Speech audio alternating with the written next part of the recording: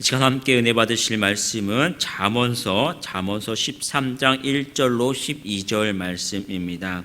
구약성경 924면 전후에 있습니다. 잠언 13장 1절로 12절 말씀입니다.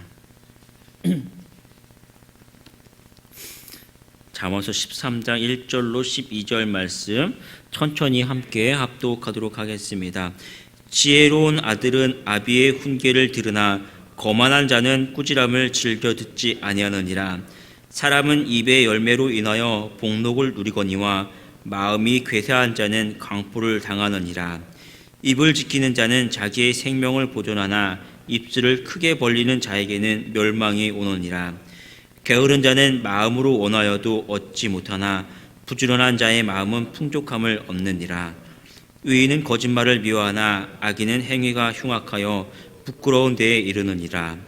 공의는 행실이 정직한 자를 보호하고 악은 죄인을 패망하게 하느니라. 스스로 부한 채 하여도 아무것도 없는 자가 있고 스스로 가난한 채 하여도 재물이 많은 자가 있느니라. 사람의 재물이 자기 생명의 속전일 수 있으나 가난한 자는 협박을 받을 일이 없느니라. 의인의 빛은 환하게 빛나고 악인의 등불은 꺼지느니라. 교만에서는 다툼만 일어날 뿐이라. 권면을 듣는 자는 지혜가 있느니라. 망령되이 얻은 재물은 줄어가고 손으로 모은 것은 늘어가느니라. 소망이 더디 이루어지면 그것이 마음을 상하게 하거니와 소원이 이루어지는 것은 곧 생명나무니라. 아멘.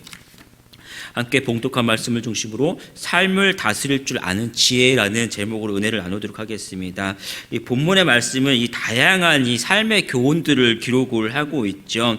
그래서 우리가 이 말씀을 보면서 한 절 한 절씩 그 의미들을 좀 살펴보고 은혜들을 나누도록 하겠습니다. 1절을 다시 읽으면 보면 이렇게 기록을 하고 있습니다. 제가 봉독하겠습니다. 지혜로운 아들은 아비의 훈계를 들으나 거만한 자는 꾸지람을 즐겨 듣지 아니하느니라.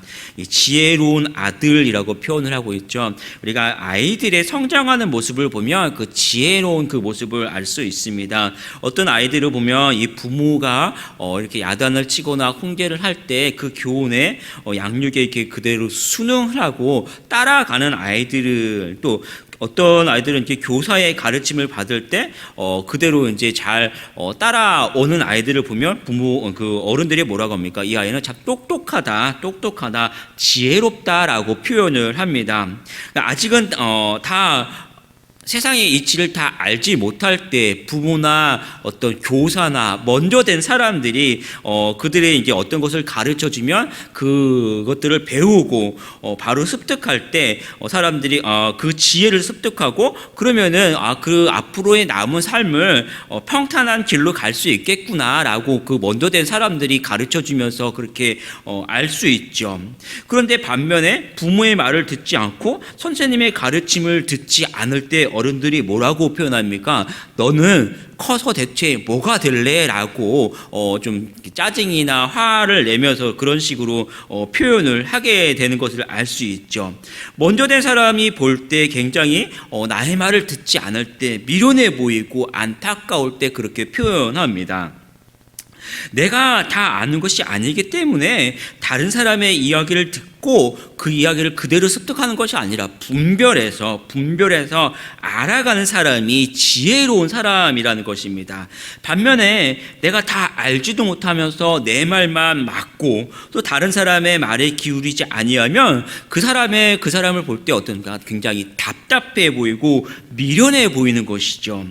가장 지혜로운 사람은 어떤 사람입니까? 돈이나 행복, 내 앞에 문제가 아니라 이 말씀을 통해서 근본적인 지혜가 뭐냐라는 것입니다. 근본적인 지혜의 근원이 되신 하나님을 인정하고 그 하나님의 말씀을 가까이 하는 사람이 지혜로운 사람이다라는 말씀입니다. 그래서 성경에서 보면 시편 1편 1절 2절을 보면 복 있는 사람은 악인들의 꾀를 따르지 아니하며 죄인들의 길에 서지 아니하고 오만한 자들의 자리에 앉지 아니하고 오직 여호와의 율법을 즐거워하며 그의 율법을 주야로 묵상하는도다라고 시작하는 것이죠.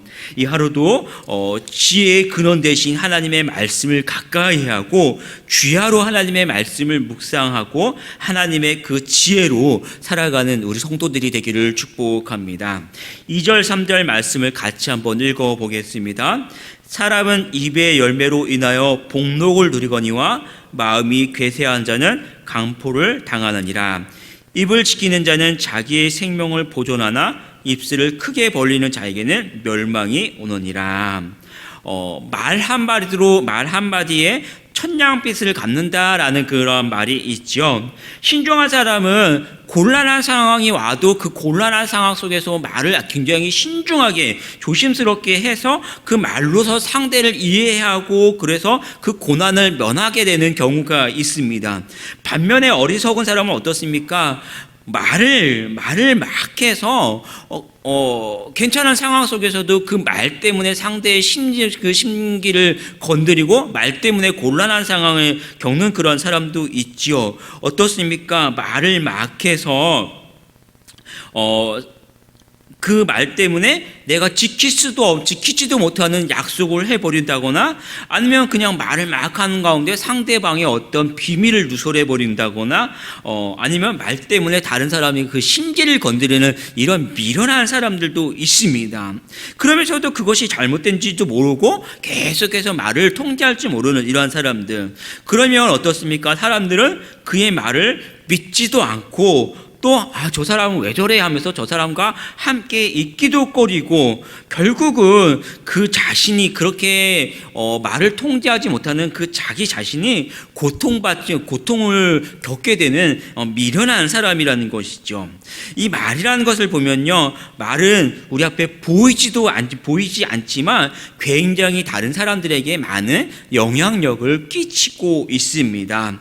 그러면 성도는 어떤 말을 해야 합니까? 성도는요, 복음을 전해서 다른 사람에게 생명을 끼칠 수 있는 그런 말을 해야 하고, 또 때로는 우리 주변에 봤을 때 지친 사람들이 있으면 그들에게 찾아가서 그들에게 말로서 그들에게 힘이 되어주고 위로할 수 있는 그런 말을 해야 하고, 또 우리의 입술은 항상 하나님께 찬양함으로 해서 하나님께 영광을 돌리는 우리 성도들이 되기를 축복합니다. 우리 4절 말씀 같이 읽어보겠습니다. 게으른 자는 마음으로 원하여도 얻지 못하나 부지런한 자의 마음은 풍족함을 얻느니라. 이 말씀을 보면요, 게으른 사람도 마음에 욕구는 있습니다. 게으른 사람도 마음에 욕구는 있지만 하고 싶다라는 마음은 있지만 그것을 몸으로 행해서 취하지 못하는 것이죠. 반면에 부지런한 사람은 노력해서 자기가 원하는 것이 있으면 그것을 취해낼 수 있습니다. 이것이 자연적인 순리이고, 그렇기 때문에 부지런히 가서 움직여서 취하라는 그런 전제가 깔린 말씀이죠. 잠언서 10장 말씀을 우리가 먼저 봤었는데 10장 5절에 보면 이렇게 이야기합니다. 여름에 거두는 자는 지혜로운 아들이나 추수 때에 자는 자는 부끄러움을 끼치는 아들이니라. 이거 역시도 어떻게 보면 자연적인 순리이기 때문에 그렇기 때문에 추수할 수 있을 때에 가서 부지런히 추수하고 그렇지 못할 때를 대비하라라는 어떤 자연적인 순리를 전제로 이야기하고 있죠.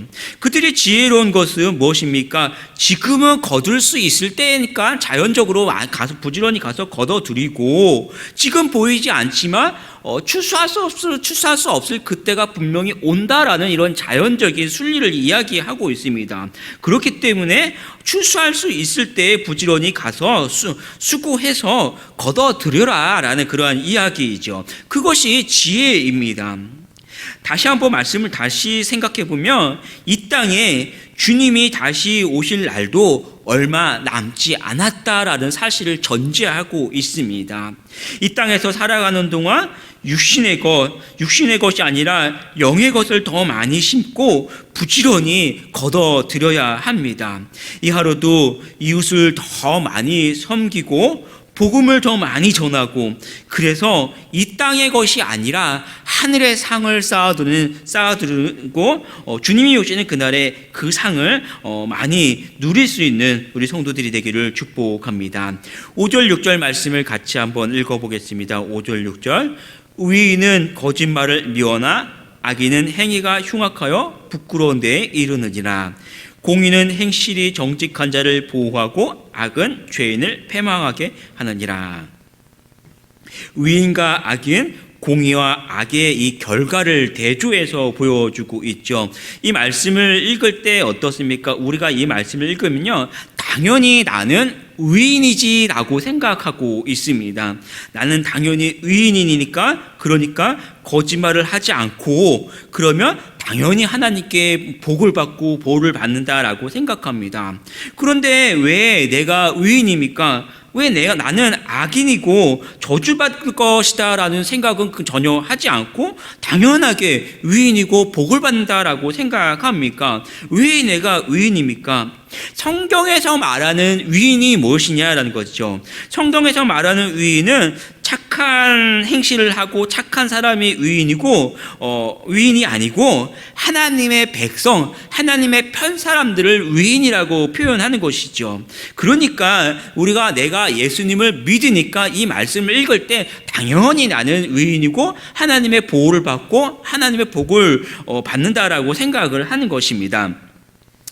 당연히 그러면 이 말씀을 볼 때 나는 의인이니까 거룩한 하나님의 백성이기 때문에 어떻게 해야 합니까? 거룩하신 하나님의 성품을 닮아가고 거짓과 잘못된 행위를 멀리하고 그래서 하나님의 인도와 보호 그리고 하나님의 은혜와 축복 가운데 살아가는 우리 성도들이 되기를 축복합니다. 13절 말씀 같이 보겠습니다. 13절 스스로 부한 채 하여도 아무것도 없는 자가 있고 스스로 가난한 채 하여도 재물이 많은 자가 있느니라. 말씀을 보면 어떠한 채 한다라는 표현을 하고 있죠. 스스로 부한 채 하는 사람, 스스로 가난한 채 한 사람, 이런 사람들이 있습니다. 오늘날 말로 보면 오늘날 이러한 단어가 있습니다. 영어로 poor라는 단어를 씁니다. poor. 혹시 기억나는 말 있습니까? car poor, house poor, 에드 푸어, 어떤 사람은 웨딩 푸어라는 말을 씁니다. 무엇입니까? 그것 때문에 그렇지 않은데 그것 때문에 가난하다라는 말입니다. 카푸어라는 사람은요, 자기 수준에 맞지도 않는 차를 산다라는 것입니다. 한 달에 내가 받는 급여는 300만 원, 400만 원, 500만 원을 받는데 내 수준에 맞지도 않는 차를 사서 몇억, 몇십억 하는 차를 사서 거기에 다 들어가는 유지비만 300만 원, 400만 원, 500만 원 해서 차에 들어가는 유지비만 그만큼 내 받는 그 생활비를 다 붓고 내가 쓰는 돈은 겨우 쓸 수 있는 돈이 없어서 라면 끓여 먹고 차를 끌고 다니는 이런 사람들, 다 감당치도 못하는 이런 경우가 있고요. 어떤 사람들은 웨딩 푸어라고 합니다. 평생에 한 번뿐인 예식이라고 해서 엄청난 돈을 다 들여서 화려하게 결혼식을 치르는 이러한 사람들도 있다는 것이죠. 겉만 뻔지르르한 허세, 허위의식 이러한 것들을 이야기합니다. 다 있지도 못하면서 있는 채 하는 이러한 사람들, 그러한 사람들을 주변 사람들이 볼 때 어떻게 표현합니까? 굉장히 답답해하죠. 참 한숨 나온다. 뭐 저렇게 살아야 하는가라고 표현하죠. 본질적인 그 의미가 뭡니까? 자기 수준을 알지 못하고 부한 채 한다라는 것입니다. 다시 이야기하면 중요한 것은 정확하게 자기 수준을 알라라는 것이죠. 자기 수준을 알고 부한 사람은 부한 사람 나름대로 겸손하거나 베풀 줄 알고, 또 반면에 가난한 사람은 가난한 대로 자족할 줄 알거나 아니면 더 나아가서 노력해서 더 부지런하도록 노력하라는 것이죠. 본질적인 이야기인 건 자기 수준을 정확하게 알고 수준에 맞도록 살라라는 것입니다. 그러면 성도는 어떠한 수준의 사람입니까? 성도는 가난한 사람입니까? 부한 사람입니까? 성도의 수준을 알고 수준에 맞게 살라라는 것입니다. 고린도 후서 6장 9절을 보면 이렇게 이야기합니다. 무명한 자 같으나 유명한 자요, 죽은 자 같으나 보라, 우리가 살아있고 징계를 받는 자 같으나 죽임을 당하지 아니하고, 근심하는 자 같으나 항상 기뻐하고, 가난한 자 같으나 많은 사람을 부유하게 하고, 아무것도 없는 자 같으나 모든 것을 가진 자로다. 이것이 성도의 수준입니다. 사랑하는 성도 여러분, 우리는 어떻게 살아갑니까? 세상에서 고난을 받는다, 하루도 힘들다, 참 어렵다라고 표현하지만 우리는 가난하지 않습니다. 왜 그렇습니까? 우리는 예수 그리스도로 말미암아 영원한 생명을 가졌고 하나님의 은혜를 받은 사람들입니다. 그러니 세상 속에서도 겸손하면서도 그 은혜를 풍족히 나눠주면서 넉넉히 하나님의 은혜로 살아가는 이 하루가 되기를 축복합니다. 기도하겠습니다. 아버지 하나님, 잠언의 많은 교훈들 가운데 결국 중요한 것은 살아계신 하나님이 나와 함께 하시고 그 사실을 아는 것이 지혜의 근본이며, 그 하나님의 믿는 하나님의 보호하심과 하나님과 동행하는 그 사실을 아는 것이 지혜이고, 또 이 하루 가운데서도 우리가 고난을 받고 어려운 삶을 살아가지만 그 하나님의 은혜로 넉넉히 살아가고 또 세상 많은 사람들에게 생명을 전할 수 있는 우리 성도님 되도록 주께서 붙들어 주시고 함께하여 주시옵소서. 감사드리며 주 예수 그리스도의 이름으로 축복하며 기도합니다. 아멘.